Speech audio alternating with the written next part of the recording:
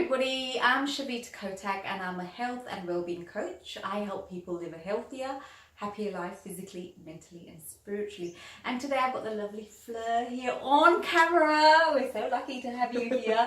And we're talking about fasting, and Fleur's going to share with us, and we're going to both share with you our experience with fasting. Now, I've done lots of different fasts before, and I found that when you don't prepare for your fast before you start fasting, and also after you start fasting, which is the most important part of fasting, because the easiest part is actually drinking the juices for 3, 5, 7 days.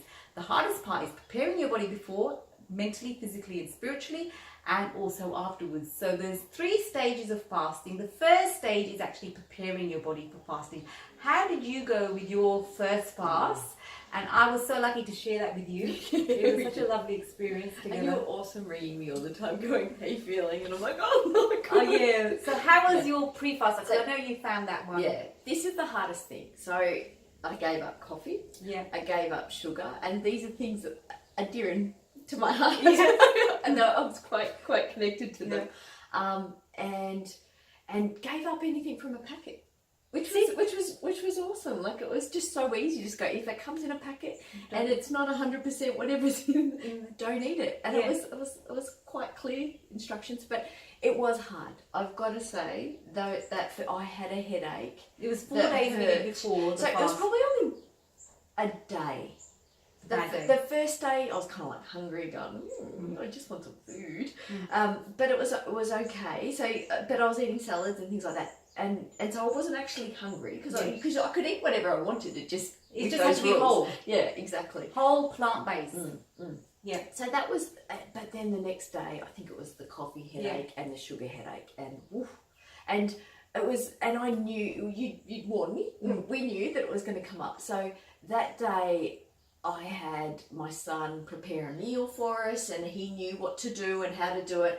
And I had a nap at 3 o'clock because that was my sugar fiend time. That's my coffee time. I think from 2 to 3 I just laid, and I only had a 15-minute nap, but it helped. It helped with the headache. And then when my husband come home, I said, "Look, I can't do it. Can you just from 6 o'clock?" So, and then I napped from 6, and then I had a lot of herbal teas which helped and things like that, so that was all right. And then after that it was okay again. So that then first couple of days, the pre-fast. Yes. When you're coming off the coffee, you're coming off the sugar, and I knew that was going to be hard for you. I rang Fleur up and said, "You might be feeling shit today." And she said, "I am actually." Because you have to come off that stuff if you're going to make maximum benefits of fasting, which is repairing your body. You will lose a couple of kilos, of course. We all want to lose a couple of kilos, but the most important part is the repairing that goes on in your body, and it builds up your immune system. All magic starts happening with the fasting. So how was the 3 days of the juice actual fast? Well, I love those days. I was the fog had lifted. I was clear. I was razor sharp with everything I was doing. I was never hungry because every 90 minutes I got another juice to drink. So the 8 juices, which is a lot of juices. And I felt like I could feel the nutrients going straight into my system. That sounds weird, but it just felt like it was just repairing. So my body wasn't, what do you say, how does it go? It wasn't digesting. So what happens, because Fleur prepared and came off the coffee and the sugar, her body was in the best condition to start adding this nutrition into her body. Now, because they're cold pressed juices, that means that the fiber has been taken out and the digestion has been done by the cold pressed juicer. When you drink those juices, it's going straight into your bloodstream to repair anywhere that it needs to be repaired. And I know it sounds weird, but you can feel it.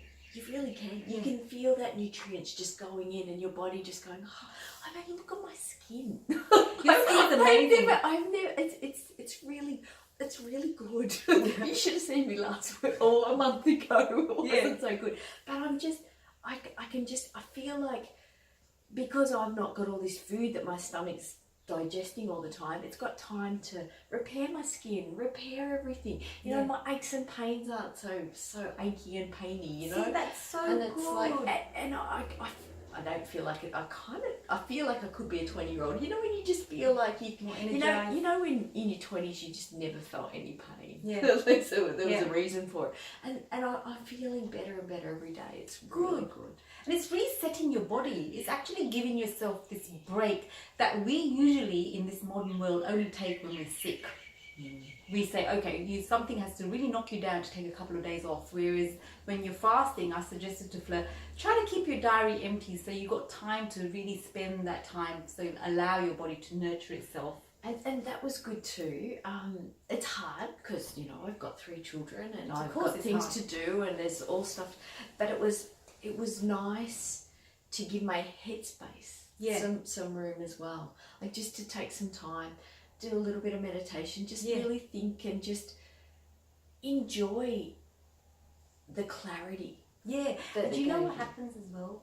Your kids watch you and your husband watch you. In the beginning, my husband would say, what are you doing? And I said, just let me get on with it. But the seed's been planted for health, and the kids were asking, are you still fasting? And then when we broke fast, it was a special occasion. We sat down and I had my beautiful breakfast meal, which was papaya and mint and lime. Everybody's is different.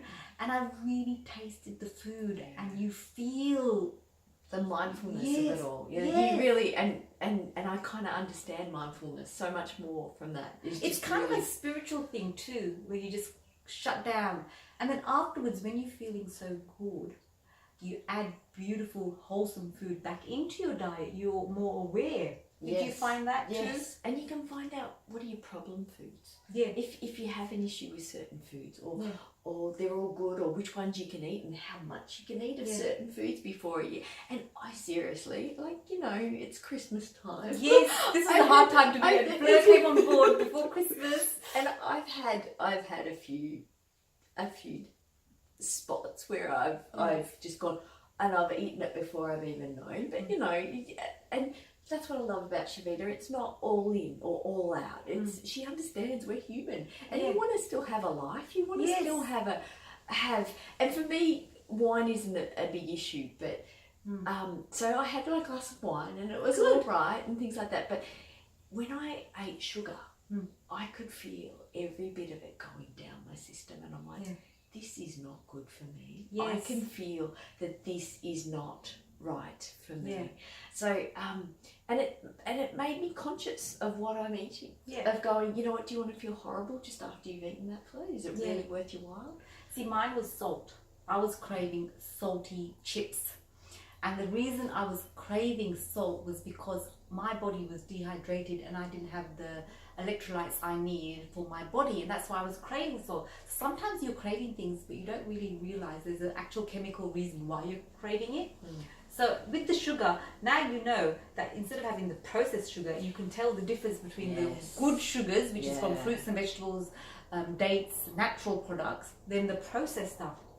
And how good dates are. Dates, I can have a slither of a date and that can just stop my sugar craving completely. Just a teeny tiny bit of a date will do it, and it'll give me that energy. And before I'd be like half a block of chocolate. You know, I could inhale a packet of biscuits, and now I had one biscuit. I'm like, oh, that just feels you can taste wrong. The process. It feels wrong inside me. You can kind of taste the syntheticness of it. So would you do another juice fast? Would you do another process? Well, I can see myself, like, it's Christmas time. There's things happening at the moment, and we live in this world. So I'm already planning. Say maybe February. Kids go back to school. I'll know I'll need something by then, because then things will sneak back in, and I know it. We all know it. We live in the real world. I'm not Shavita. No, but I live in the real world too. But then these practices, like, I like seasonal fasting. I've incorporated into my life this year, where every change of season, I like to do a fast, and I allow myself 3 fasts, because it resets your body, and every time you reset, it's at a different stage.